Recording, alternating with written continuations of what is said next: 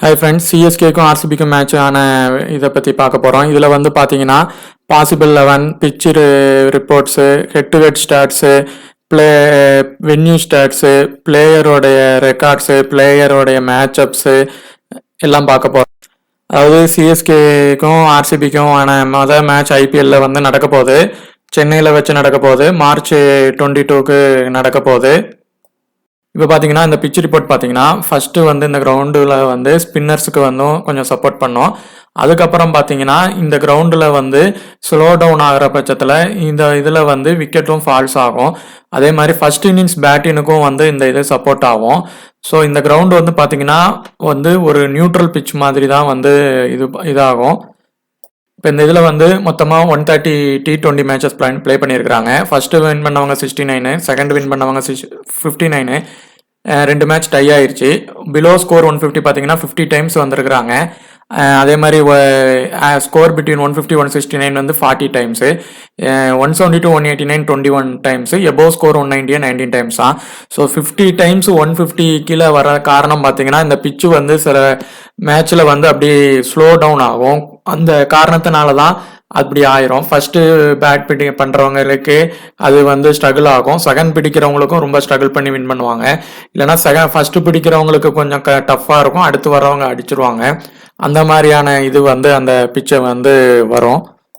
அப்புறம் பார்த்தீங்கன்னா இந்த கிரவுண்டில் வந்து கொஞ்சம் லேட்டஸ்ட்டாக இதுக்கு முன்னாடி நடந்த வென்யூ ஸ்டாட்ஸ் பார்த்தோம்னா பிளே ஆஃப் நடந்துச்சு. எம்ஐக்கும் லக்னோவுக்கும். எம்ஐ 182 ரன்ஸ் அடிச்சிருந்தாங்க. அதுக்கப்புறம் அவங்களால லக்னோ ஸ்கோர் பண்ண முடியாமல் அந்த மேட்ச் அவுட் ஆயிருந்தாங்க. அதுக்கப்புறம் லீக் மேட்ச்சில் பார்த்தீங்கன்னா சென்னை 144 ரன் அடிச்சிருந்தாங்க. அதுவும் லோ ஸ்கோர் தான். அதுக்கப்புறம் அதை கேகேஆர் 147 ரன்னு அடித்தாங்க. அவங்களும் கஷ்டப்பட்டு தான் அந்த மேட்சை வந்து அடித்து வின் பண்ணியிருப்பாங்க. அப்புறம் சென்னை வந்து பார்த்தீங்கன்னா 167 ரன் அடிச்சிருந்தாங்க. டிசியால் ஸ்கோர் பண்ண முடியாமல் அவுட் ஆயிருந்தாங்க. அப்புறம் இன்னொரு பிளே ஆஃப்க்கு குவாலிஃபை ஆகிறதுக்கான ஃபர்ஸ்ட் குவாலிஃபையர் வந்து நடந்துச்சு. யாருக்குன்னா நம்ம சிஎஸ்கேக்கும் ஜிடிக்கும் நடந்துச்சு. அதில் சிஎஸ்கே வின் பண்ணி ஃபைனலுக்கு போயிருப்பாங்க. அதில் பார்த்தீங்கன்னா ஒரு 172 வரைக்கும் தான் ஸ்கோர் பண்ணியிருந்தாங்க. மேக்ஸிமம் பார்த்தீங்கன்னா லாஸ்ட்டு ஒரு 5 மேட்ச்சில் ஃபாஸ்ட் பவுலர்ஸாக 46 விக்கெட் எடுத்துருக்குறாங்க. ஸ்பின் பவுலர்ஸ் பார்த்தீங்கன்னா 20 விக்கெட்ஸ் தான் எடுத்துருக்குறாங்க. ஸோ ஃபாஸ்ட் பவுலர்ஸுக்கும் இங்கே வந்து நல்ல சப்போர்ட் ஆகும். அது வந்து எந்த மாதிரியான ஃபாஸ்ட் பவுலர்ஸ் அப்படிங்கிற பட்சத்தில் இருக்குது. இந்த இதோடைய 2 டீமோடைய ஸ்டாட்ஸ் பார்த்தீங்கன்னா ஹெட் டு ஹெட்டில் வந்து இது வரைக்கும் 31 மேட்சஸ் ப்ளே பண்ணியிருக்கிறாங்க. அதில் 20 மேட்சஸ் சிஎஸ்கே வின் பண்ணியிருக்கிறாங்க. 10 மேட்சஸ் வந்து ஆர்சிபி வின் பண்ணியிருக்கிறாங்க. 10 மேட்சஸ் வந்து சிஎஸ்கே லாஸ் ஆகிருக்கிறாங்க. ஆர்சிபி பார்த்தீங்கன்னா 20 மேட்சஸ் லாஸ் ஆகிருக்கிறாங்க. இதில் வென்யூவில் பார்த்தீங்கன்னா 8 மேட்சஸ் ப்ளே பண்ணதில் 7 மேட்சஸ் சிஎஸ்கே வின் பண்ணியிருக்கிறாங்க. ஒரு மேட்சை மட்டும்தான் ஆர்சிபி வின் பண்ணியிருக்கிறாங்க. மேட்ச் லாஸ்ட்டு 7 மேட்ச் லாஸ் ஆகிருக்கிறாங்க. ஸோ இந்த வென்யூவில் வந்து ஆர்சிபியோட பெர்ஃபார்மன்ஸ் ரொம்ப லோவாக தான் இருந்திருக்கு. ஏன்னா இந்த கிரவுண்டோட ஹையஸ்ட் ஸ்கோர் பார்த்தீங்கன்னாலே சிஎஸ்கே வந்து பண்ணியிருப்பாங்க. லோவஸ்ட் ஸ்கோர் என்னன்னு பார்த்தீங்கன்னா அது வந்து ஆர்சிபி ஸ்கோர் பண்ணது தான் இருக்கிறதுலே வந்து கம்மியான ஸ்கோரு. வெறும் 70 ரன்ஸுக்கு வந்து ஆல் அவுட் ஆயிருப்பாங்க. அதே மாதிரி இங்கே வந்து ஆர்சிபியோட பவுலர்ஸ் பேட்ஸ்மேன்ஸ் வந்து அதிகமாக வந்து மேட்ச் வந்து லாஸ் ஆனதுக்கு வந்து அவங்களுடைய பெர்ஃபார்மன்ஸ் ரொம்ப புவராக இருந்திருக்கு. இந்த வென்யூவில் வந்து அவங்களால ஸ்கோர் அப்படி பண்ண முடியல. அதனால கூட அவங்க வந்து நிறைய மேட்ச் வந்து 7 மேட்ச் லாஸ் ஆயிருக்கிறாங்க. ஸோ இந்த வென்யூவில் வந்து ஃபேவரட் டீம் வந்து சென்னை டீம் தான் வந்து இப்போ ஸ்ட்ராங்காக இருக்கிறாங்க. இப்போ சிஎஸ்கேயோட பாசிபிள் 11 பார்க்கலாம். கெய்க்வாட், ரவீந்திரா, ரகானே, மொயின் அலி, மிச்சல், தூபேக்கு வந்து கொஞ்சம் அவங்களுக்கு லைட்டாக அடிபட்டிருக்கு. அவங்க மேக்ஸிமம் வந்து ப்ளே பண்ணிடுவாங்க. அப்படி இல்லைன்னா 1 or 2 மேட்சஸ் கழிச்சு பண்ணுவாங்க. ரவீந்திர ஜடேஜா, எம்எஸ் தோனி, ஷர்துல் தாக்கூர், தீக்ஷனா, தீபக் சகர். ஏன்னா இப்போ வந்து பத்திரானாக்கும் எம் ரகுமானுக்கும் வந்து ஊண்டாயிருக்கு. அவங்க பத்திரானா வந்து ஒரு 2 or 3 மேட்சஸ் கழிச்சு வந்துருவாங்க. எம் ரகுமான் வந்து கொஞ்சம் ரொம்ப அதிகமாகவே உண்டாயிருக்கு. அவங்க இந்த இதில் வந்து திரும்ப வர்றது கொஞ்சம் கஷ்டம்தான். அவங்க வர்றதுக்கு எப்படியும் கொஞ்சம் டைம் ஆக தான் செய்யும். ஸோ இப்போ இந்த இதில் இருந்து மேபி 1 or 2 வந்து சேஞ்ச் பண்ணுறதுக்கான வாய்ப்புகள் இருக்குது. அதே மாதிரி இம்பேக்ட் பிளேயரில் வந்து சிலரை கொண்டு வருவாங்க. எப்படியும் இவங்க இம்பேக்ட் பிளேயரில் பார்த்தீங்கன்னா சமீர் ரிஸ்வி இவரெல்லாம் வந்து நல்ல ஒரு பேட்ஸ்மேன் தான். 11 மேட்சஸில் வந்து 295 ரன்ஸ் அடிச்சிருக்கிறாரு 49 ஆவரேஜில். இவரை வந்து ஒரு இம்பேக்ட் பிளேயராக கூட சிஎஸ்கே வந்து யூஸ் பண்ணிப்பாங்க. இப்போ ஆர்சிபியோட பாசிபிள் ஒன் பார்க்கலாம். Virat Kohli, Faf du Plessis, Cameron Green, Maxwell, Karthik, Patidar, Prabhudessai, M Siraj, Yash Dayal, Karn Sharma, A Joseph. இதில் வந்து ஏதாவது ஒன் ஆர் சேஞ்சஸ் பண்ணலாம். டோப்லே வந்து விளையாடுறதுக்கு மேபி வரலாம். இல்லை வில்ஜாக்ஸை கூட அவங்க உள்ளே கொண்டு வர்றதுக்கு மேபி ஃபர்ஸ்ட் மேட்ச் ட்ரை பண்ணி பார்க்கலாம் அப்படின்ட்டு கூட பண்ணி பார்க்கலாம். இல்லை இந்தியன் பிளேயர்ஸில் யாரையாவது வந்து திரும்ப உள்ளே கொண்டு வந்து பார்க்கலாம். இம்பேக்ட் பிளேயர்ஸில் வந்து யாரையாவது உள்ள பவுலர்ஸை எப்படியும் எடுத்துகிட்டு ஒரு இம்பேக்ட் பிளேயர் இவங்களும் வச்சுருப்பாங்க. அந்த இதை வந்தும் பார்க்கலாம். சிஎஸ்கே வந்து மேக்ஸிமம் வந்து கைக்வாடும் ரவீந்திரா தான் வந்து ஓப்பன் பண்ணுவாங்க ரைட் அண்ட் லெஃப்ட் காம்பினேஷனில். இப்போ அவங்க வந்து பார்த்தீங்கன்னா நம்ம ரீசன்ட் ஃபார்ம் வந்து கைக்வாட் வந்து 10-32, 123, 58 ரன்ஸ் அடிச்சிருக்கிறாங்க. ஹெட்டுகட்லேயும் பார்த்தீங்கன்னா 184 ரன்ஸ் அடிச்சிருக்கிறாங்க.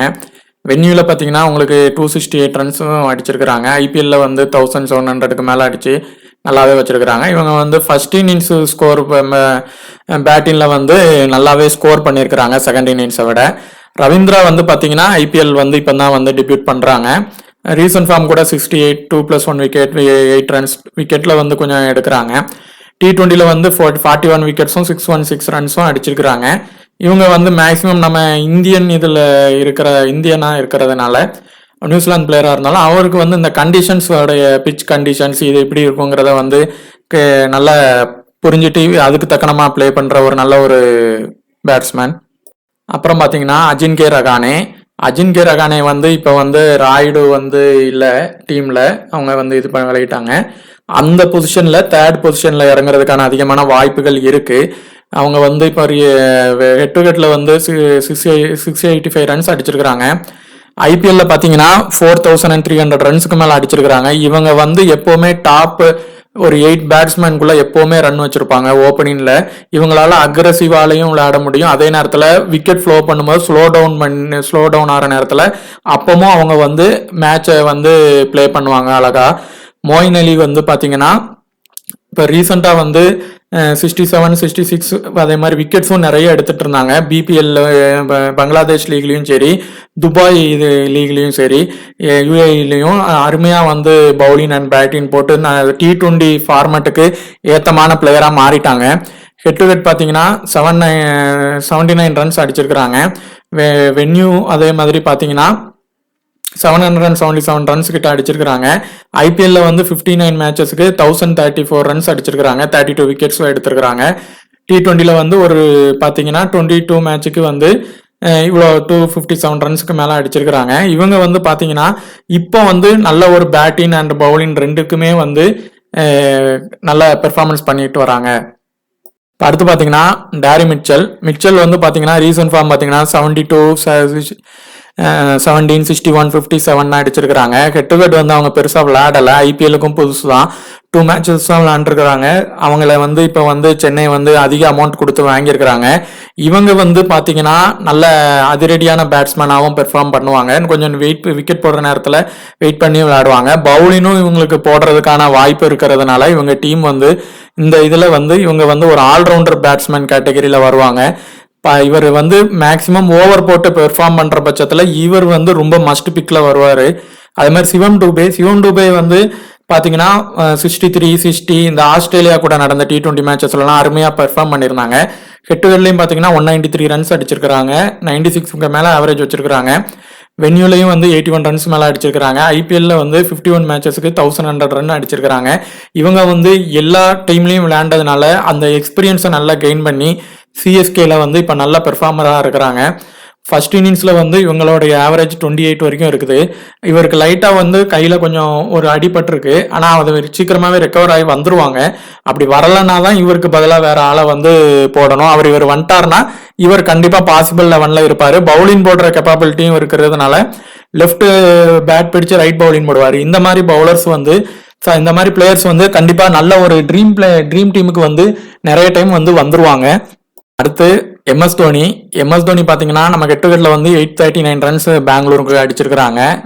வென்யூவில் பார்த்தீங்கன்னா 1400க்கு மேலே அடிச்சிருக்கிறாங்க. ஐபிஎல்ல வந்து 5000 வந்து ரன்ஸை வந்து லாஸ்ட் சீசன்ல வந்து தாண்டி இருந்தாங்க. ஃபர்ஸ்ட் இன்னிங்ஸ்ல வந்து அவங்க வந்து 39 ஆவரேஜும், செகண்ட் இன்னிங்ஸ்ல 38 ஆவரேஜும் இருக்கு. இப்போ எம்எஸ் தோனி வந்து எந்த பொசிஷன்ல இறங்குவாங்க அப்படிங்கிறது வந்து நம்ம வந்து மேக்சிமம் இந்த மாதிரி தான் இறங்குவாங்க. டீமுக்கு தேவைப்பட்டாதான் அவங்க ஃபர்ஸ்ட் முன்னாடியே இறங்குவாங்க. இப்போ ஜடேஜா வந்து பாத்தீங்கன்னா மேக்சிமம் பேட்டிங் வந்து கொஞ்சம் லோ ஆர்டர்ல இருக்கும். ஆனால் பவுலிங் பார்த்தீங்கன்னா 4 ஓவர் கண்டிப்பாக போட்டுருவாங்க. ஹெட்டுகட்லையும் பார்த்தீங்கன்னா 291 ரன்ஸ் அடிச்சிருக்காங்க. ஆனால் இன்னிங்ஸ் அதில் பேட் பண்ணது பார்த்தீங்கன்னா கண்டிப்பாக கம்மியாக தான் இருக்கும். வென்யூ வந்து பார்த்தீங்கன்னா 42 மேட்ச்ல 381 ரன்ஸ் அடிச்சிருக்காங்க. அவங்களோட இன்னிங்ஸ் பார்த்தீங்கன்னா பேட்டிங் கம்மியாக தான் இருந்திருக்கும். அதே மாதிரி பார்த்தீங்கன்னா ஐபிஎல்ல மட்டுமே 2600 ரன்ஸ்க்கு மேலே அடிச்சிருக்காங்க. 150 விக்கெட்டுக்கு மேலே எடுத்திருக்கிறாங்க. இவர் வந்து ஸ்பின்னர் ஒர்க் ஆகிற இதில் வந்து இவர் வந்து ஒரு முக்கியமான கீ பவுலராகவும் அந்த டீம்ல இருப்பாரு. தீபக் சகர் இவர் வந்து பாத்தீங்கன்னா ஒரு பவர் பிளே பவுலர்னு சொல்லலாம். பவர் பிளேல வந்து மேக்சிமம் விக்கெட் எடுத்து கொடுத்துருவாரு. அடுத்து வந்து டெத் ஓவர்ல வந்து மேக்சிமம் விக்கெட் எடுப்பாரு. 2-3 2-3 1-2 விக்கெட் வந்து எடுத்திருக்கிறாரு. 8 விக்கெட்ல 6 விக்கெட்டும் வென்யூல 19 விக்கெட்ஸும் எடுத்திருக்காங்க. அவர் ஃபர்ஸ்ட் இன்னிங்ஸ்லயும் சரி செகண்ட் இன்னிங்ஸ்லயும் சரி 37-34 விக்கெட்ஸ் எடுத்திருக்காங்க. ஐபிஎல்ல 71 விக்கெட் வரைக்கும் எடுத்திருக்காங்க. இப்போ இவர் ப்ராப்பர் ஃபிட்டா வேற இருக்கிறாரு. நல்ல ட்ரைனிங் பண்ணிட்டு இருக்காங்க. T20 வேர்ல்டு கப்புக்கு செலக்ட் ஆகணும் அப்படிங்கிற ஒரு இதுல கண்டிப்பா பண்ணிக்கிட்டு இருக்காங்க. இவர் வந்து நல்ல ஒரு இன்ஸ்விங் அவுட்ஸ்விங் பண்ணுறதுனால இவர் ஒரு மஸ்ட் பிக்ல தான் வருவாரு. அது மட்டும் இல்லாம பேட்டிங்கும் பண்றதுனால இவர் வந்து ஒரு நல்ல ஒரு பிளேயர். அதே மாதிரி ஷார்துல் தாக்கூர் வந்து ஒரு ஆல்ரவுண்டர் பவுலர் தான். இவர் வந்து மேக்சிமம் சில டைம் ரன் நிறைய கொடுத்துருவாரு. அதே மாதிரி பாத்தீங்கன்னா பேட்டிங்ல வந்து பாத்தீங்கன்னா நல்லா ஹிட் பண்ணுவாரு. அதே நேரத்துல சப்போஸ் இவர் விக்கெட் எடுத்தாருன்னா விக்கெட் வந்து 4 விக்கெட் 3 விக்கெட் அந்த மாதிரி நிறைய எடுக்கிறதுக்கான வாய்ப்புகள் இருக்கு. தீக்ஷனா இவர் வந்து கொஞ்சம் ரீசன்ட் ஃபார்ம் பார்த்தீங்கன்னா கொஞ்சம் 1 விக்கெட் அந்த மாதிரி கொஞ்சம் கம்மியாக தான் இருக்கிறாங்க. ஆனால் நல்லா பேட் பண்ணுவாங்க. அதே நேரத்தில் விக்கெட் எடுக்கிற கேப்பபிலிட்டி இருக்கு. கரெக்டான இடத்துல அவருக்கு பவுலிங் அந்த வாய்ப்பு கொடுக்கணும். எம்எஸ் தோனி கரெக்டாக கொடுப்பாங்க. அதனால பார்த்தீங்கன்னா ஐபிஎல்ல பார்த்தீங்கன்னா 23 விக்கெட் வரைக்கும் எடுத்திருக்காங்க. ஃபர்ஸ்ட் இன்னிங்ஸ்ல 9 விக்கெட்டும் செகண்ட் இன்னிங்ஸ்ல 14 விக்கெட்டும் எடுத்திருக்காங்க. இவர் வந்து நல்ல ஒரு பவுல் பண்ணுவாங்க. இவர் அப்படி இல்லைன்னா மிச்சல் சாட்னரை வந்து மேக்சிமம் உள்ள கொண்டு வருவாங்க. இப்போ ஆர்சிபியோட பிளேயிங் ஸ்டேட்டஸ் பார்க்கலாம். விராட் கோலி வந்து ரீசெண்டா T20 மேட்சஸ் கொஞ்சம் கம்மியாக தான் பிளே பண்ணியிருக்காங்க. ஹிட்டுகளில் வந்து 900 ரன்ஸ்க்கு மேலே வச்சிருக்காங்க. ஆவரேஜ் பார்த்தீங்கன்னா 32 இருக்கு. ஆனால் இந்த கிரவுண்டில் வந்து விராட் கோலி ஸ்கோர் பண்ணியிருக்கிறது வந்து கொஞ்சம் கம்மி தான். அதே மாதிரி வென்யூல வந்து பார்த்தீங்கன்னா 12 மேட்சஸ்ல வந்து 362 ரன் தான் கம்மியாக தான் பண்ணியிருக்கிறாங்க. ஆவரேஜ் 30 கீழே தான் இருக்கு.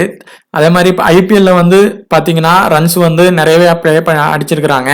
ஃபர்ஸ்ட் இன்னிங்ஸ்ல வந்து பார்த்தீங்கன்னா அவங்க வந்து 3900 ரன்ஸும் செகண்ட் இன்னிங்ஸ்ல 300 ரன்ஸும் வந்து பார்த்தீங்கன்னா 2 இன்னிங்ஸுமே நல்லாவே பிளே பண்ற ஒரு நல்ல பேட்ஸ்மேன் தான்.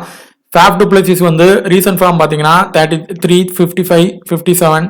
ஆனால் இவங்க வந்து சவுத் ஆப்பிரிக்கா T20 அதுக்கப்புறம் மற்ற இதில் வந்து இப்போ அவரோட ஃபார்ம் அவுட் அதிகமாக ஆயிடுச்சு. அதே மாதிரி ஹெட்டுகட்டில் வந்து 108 ரன்ஸ் இவங்க கூட அடிச்சிருக்கிறாங்க. வென்யூல நிறையவே சிஎஸ்கேக்கு வந்து இவர் சிஎஸ்கே டீம்ல இருக்கும்போது நிறைய அடிச்சிருக்கிறாரு. அதே மாதிரி ஐபிஎல்ல வந்து பார்த்தீங்கன்னா 4000 ரன்ஸ்க்கு மேலே ஸ்கோர் பண்ணியிருக்கிறாங்க. ஃபர்ஸ்ட் இன்னிங்ஸ்ல வந்து பாத்தீங்கன்னா 2200 ரன்ஸும் செகண்ட் இன்னிங்ஸ்ல 1700 ரன்ஸும் அடிச்சு எபோவ் 34க்கு மேல ஆவரேஜ் வச்சிருக்காங்க. இவங்க வந்து மற்ற இடத்துல இவருக்கு வந்து செட் ஆகல. ஆனா மற்றபடி இந்தியன் இதுல வந்து இவர் நல்லாவே பிளே பண்ணுவாரு. அவருடைய ரீசன்ட் இது ஃபார்ம் வந்து சரியில்லைனாலும் அவர் பண்ணிடுவாரு. ஸோ அதை வந்து நம்ம பொறுத்து பார்க்கலாம். கேமரான் கிரீன் புதுசாக ஆர்சிபிக்கு வராரு எம்ஐல இருந்து. எம்ஐலையும் அவருக்கு சான்ஸ் அதிகமாக கிடைக்காது. பேட்டிங் கிடைச்சா ஒரு டைம் 100 வரைக்கும் அடிச்சிருந்தாரு. அந்த மாதிரி பெர்ஃபார்ம் பண்ணுவார். பவுலிங் வந்து ஒரு சுமாராக தான் போடுவார்.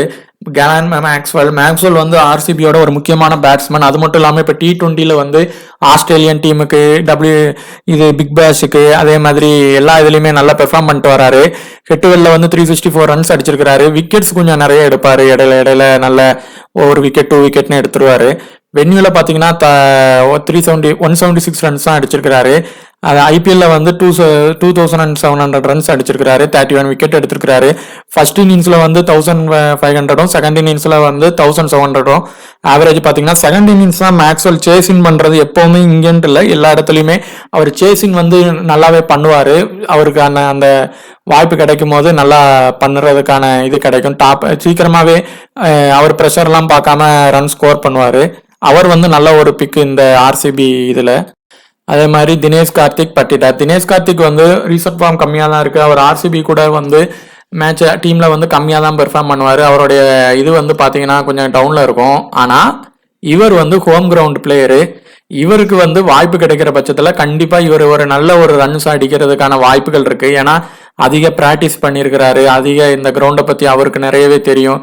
ஸோ அவருக்கு அந்த பேட்டின் ஆர்டர் வந்து கொஞ்சம் முன்னாடி கிடைக்கிற பட்சத்தில் கொஞ்சம் நல்லா பெர்ஃபார்ம் பண்ணதுக்கான வாய்ப்புகள் இருக்கு.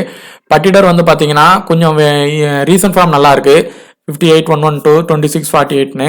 அதே மாதிரி பார்த்தீங்கன்னா இந்த கெட் டு கெட் வென்யூல வந்து ஆர்சிபி பிளேயர்ஸ் அதிகமாக யாருமே ஸ்கோர் பண்ணுறது இல்லை. அதனாலேயே நிறைய மேட்ச் லாஸ் ஆயிடுறாங்க.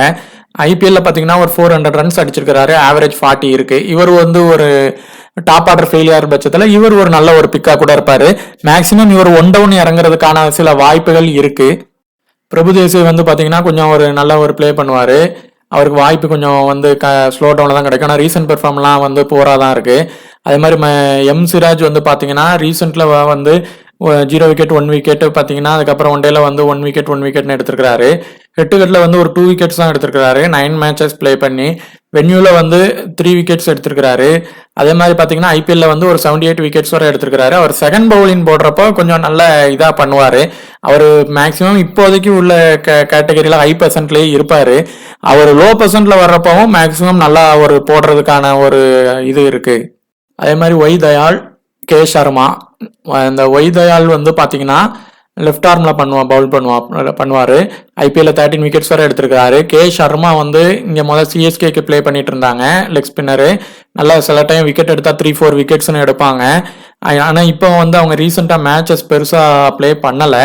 ஸோ இவர் எவ்வளோ இப்போ பண்ணுவாருன்னு தெரியல.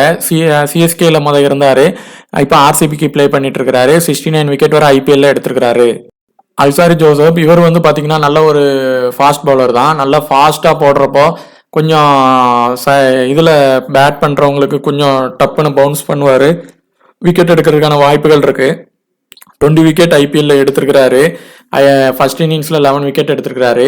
இவர் ப்ளே பண்ணுறதுக்கு வாய்ப்புகள் இருக்குது. இவர் பண்ணலைன்னா டாப் பிளே வந்து ஜாயின் பண்ணியிருந்தாருன்னா அவரை வந்து மேக்சிமம் உள்ள எட்டு வருவாங்க. அதே மாதிரி பார்த்தீங்கன்னா இவங்க டீமில் வில் ஜாக்ஸ் இருக்கிறாங்க, டாம் கரண்ட் இருக்கிறாங்க. வில் ஜாக்ஸுக்கு வந்து வாய்ப்பு வந்து மேக்சிமம் வந்து நல்ல பேட்டிங் பிச்சு இருக்கிற நேரத்தில் கொடுப்பாங்க. அவரும் வந்து 4 ஓவர் பவுலிங் போடுறதுக்கான வாய்ப்புகள் நிறைய இருக்குது. இப்போ இதில் சேஃப் சிஎன்விசி பார்த்தீங்கன்னா நம்ம மிச்சல், ருத்ராஜ், ரவீந்திரா, மேக்ஸ்வெல், ஜடேஜா. ஜடேஜாலாம் ஸ்பின் பண்ணுறப்போ ஸ்பின்னு இதில் வந்து விக்கெட் எடுக்கிறதுக்கான வாய்ப்புகள் நிறைய இருக்குது பவுலிங் இதில். அதே மாதிரி வந்து ரிஸ்க்கு வந்து பார்த்தீங்கன்னா கோலி, ஃபாஃப் வந்து கொஞ்சம் ஃபார்ம் இல்லை, அவர் எப்படி பண்ணுவார் அந்த மாதிரியான ஒரு இதில் இருக்குது. மோயின் அலி வந்து ஒரு ரிஸ்க்காக நம்ம எடுத்துகிட்டு போகலாம். ஏன்னா அவருடைய பவுலிங் வந்து நம்ம தோனி வந்து அவருக்கு கொடுப்பாங்க. ஸோ பவுல் பண்ணி அவர் விக்கெட் எடுத்துறதுக்கான வாய்ப்புகள் இருக்குது. இவர் டாப் ஆர்டர் ஃபெயிலியர் பட்சத்தில் ரன்னும் ஸ்கோர் பண்ணுவார். இது வந்து மேக்சிமம் அவர் பெர்சன்டேஜ் வந்து லோவில் இருந்துச்சுன்னா நம்ம அவரை வந்து எடுக்கலாம் ஒரு ரிஸ்க்காக. அதே மாதிரி சிராஜ் வந்து பார்த்தீங்கன்னா இவங்க கூட வந்து பவுலிங் கொஞ்சம் கம்மியாக தான் விக்கெட் எடுத்துக்கிறாங்க. ஸோ இவர் வந்து சப்போஸ் விக்கெட் அதிகமாக எடுத்தார்னா அது ஒரு நல்ல ஒரு ரிஸ்காக தான் அது இருக்கும். அதே மாதிரி இந்த கேமரான் கிரீனு, அதுக்கப்புறம் பார்த்தீங்கன்னா அல்சாரி ஜோசப், இவங்கெல்லாம் ஆர்சிபி ஜெயிக்கிற இதில் பட்சத்தில் அவங்க வந்து ஒரு ரிஸ்காக வந்து அவங்கள நம்ம வந்து எடுத்துகிட்டு போகலாம். இதில் பிளேயர் மேட்சப்பில் பார்த்தீங்கன்னா கெய்க்வாடு வந்து 39 ரன்ஸுக்கு 53 ரன்ஸுக்கு ஒரு விக்கெட் சிராஜ் கிட்ட ஆயிருக்கிறாங்க. டயால் கிட்ட ஒரு விக்கெட் ஆயிருக்கிறாங்க. ஜோசப் கிட்டையும் ஒரு விக்கெட் ஆயிருக்கிறாங்க. மேக்ஸிமம் வந்து பெரிய அளவுக்கு த்ரெட் இல்லை. ரகானேக்கு வந்து மேக்ஸிமம் வந்து அவங்க பிளே பண்ணதுனால விக்கெட்ஸ் கம்மியாக தான் இருக்குது. அப்புறம் தூபே வந்து ஜோசப் கிட்டையும் மேக்ஸ்வெல் கிட்டையும் அவுட் ஆயிருக்கிறாங்க. ஃபேஃப் வந்து பார்த்தீங்கன்னா மோயின் அலி, தீக்ஷனா கிட்ட அவுட் ஆயிருக்கிறாங்க. அவங்க வந்து அங்கே மற்ற T20லையுமே அவர் வந்து நிறைய டைம் ஸ்பின்னர்ஸ் கிட்ட அவுட் ஆயிருக்கிறாரு. அதே மாதிரி கோலி வந்து பார்த்தீங்கன்னா ஜடேஜா கிட்ட நிறைய டைம் இந்த ரன்ஸ் அடிச்சிருந்தாலும் அவுட் ஆகிருக்கிறாங்க. முஸ்தபர் ரஹ்மான் கிட்ட ஒரு டைம் அவுட் ஆயிருக்கிறாங்க. சகார் கிட்ட தான் பவர் பிளே டைமத்தில் அவங்க வந்து நிறைய அவுட் ஆகிறதுக்கான வாய்ப்புகள் வந்து உண்டு. அதே மாதிரி பார்த்தீங்கன்னா சௌத்ரி, இவர் வந்து மேக்சிமம் உள்ள வர்றதுக்கான வாய்ப்புகள் கம்மி தான். மோயின் அலி பால்லையும் அவுட் ஆயிருக்கிறாங்க. அவங்க அந்த லெஃப்ட் ஹேண்ட் பவுலரில் வந்து அது ஒரு வீக்னஸ் உண்டு. அதே மாதிரி அவர் வந்து கொஞ்சம் இன்ஸ்விங் அவுட் ஸ்விங் பண்ணுற நேரத்தில் வந்து பவர் பிளேயில் விக்கெட் எடுக்கிறதுக்கான வாய்ப்பு இருக்குது. மேக்ஸ்வெலுக்கும் ஜடேஜாக்கும் உள்ள இந்த காம்படிஷன் வந்து பார்த்தீங்கன்னா அது அப்போ இருந்தே உண்டு. அவர் வந்து ரன்னும் அடிப்பார் அவர் பால்ல, அதே நேரத்தில் விக்கெட்டும் எடுத்துருவாங்க. ஜடேஜா வச்சு தோனி வந்து அவர் வந்தாலே அது வரைக்கும் ஜடேஜாவை வந்து ஹோல்ட் பண்ணுவாங்க. அதுக்கப்புறம் தான் அவரை வந்து இறக்குவாங்க. ஏன்னா மேக்ஸ்வெல் விக்கெட் மெயினாக எடுக்கணும்னு. அதே மாதிரி ஷாட்னர் பால்ல பார்த்தீங்கன்னா ரொம்ப விக்கெட் எடுத்திருக்கிறாங்க. அவங்களுக்கு அந்த மேக்ஸ்வெலுக்கு வந்து அதே மாதிரி அந்த லெஃப்ட் ஹேண்ட் பவுலிங்ல வந்து ஒரு சின்ன வீக்னஸ் இருக்கு. இதெல்லாம் வச்சு நம்ம அடுத்த டீம் மேக்கிங் பண்ணுவோம். அதில் இன்னும் கொஞ்சம் டீப்பாக பார்க்கலாம். இப்போ பார்த்தீங்கன்னா இந்த டீம் வந்து ஒரு டெமோ டீமு. இதில் வந்து நம்ம கெய்க்வாடுக்கு ஒரு கேப்டனும் மேக்ஸ்வெலுக்கு வந்து வைஸ் கேப்டனும் வந்து கொடுத்துருக்குறோம். ரவீந்திராவை வந்து டீமில் வந்து எடுத்துருக்குறோம். ஸ்பின்னுக்கு இங்கே கொஞ்சம் சப்போர்ட் ஆகணுங்கனால நம்ம ஜடேஜா அவங்கள எடுத்துருக்குறோம். சிராஜ், ஃபெர்கசன் இல்லைன்னா அல்சாரி ஜோசப்பு, தீக்ஷனா, அதே மாதிரி தீபக் சகர். இப்போ நம்ம தீக்ஷனாக்கு பதிலாக நம்ம வேணா ஒரு டீம்ல வந்து இப்போ சென்னையில் வந்து ஃபாஸ்ட் பவுலர் இப்போ ஷார்துல் தக்கூர் இருந்தால் ஷார்துல் தக்கூரை கூட எடுத்துட்டு போகலாம். ஏன்னா நிறைய பேர் கொஞ்சம் ஊனில் இருக்கிறாங்க. அதில் யார் இப்போ புதுசாக இப்போ வருவாங்க அப்படிங்கிறது இன்னொரு இதுவும் இருக்குது சென்னை பக்கம். இப்போ எம்எஸ் தோனி வந்து அவங்க வந்து பார்த்தீங்கன்னா அவங்க வந்து லைனப்புக்கு அப்புறம் அவருடைய இது பின்னாடி வர்ற பட்சத்தில் நம்ம வந்து ஒரு தினேஷ் கார்த்திகை கூட எடுக்கலாம் இன்னொரு ரிஸ்க் டீம்ல. அதே மாதிரி மேலும் இந்த நம்ம அடுத்து இனி டீம் மேக்கிங் இது வந்து எப்படி பண்ணலாம், எந்த இதில் யார் வருவாங்க அப்படிங்கிற வீடியோவை அடுத்த இதில் பார்க்கலாம். அதில் வந்து யார் வருவாங்க வரமாட்டாங்க, என்ன இந்த இதில் யாருக்கு பிளேயர் வீக்னஸில் யார் வருவா அப்படிங்கிறத நம்ம டீப்பாக பார்க்கலாம். தேங்க்யூ.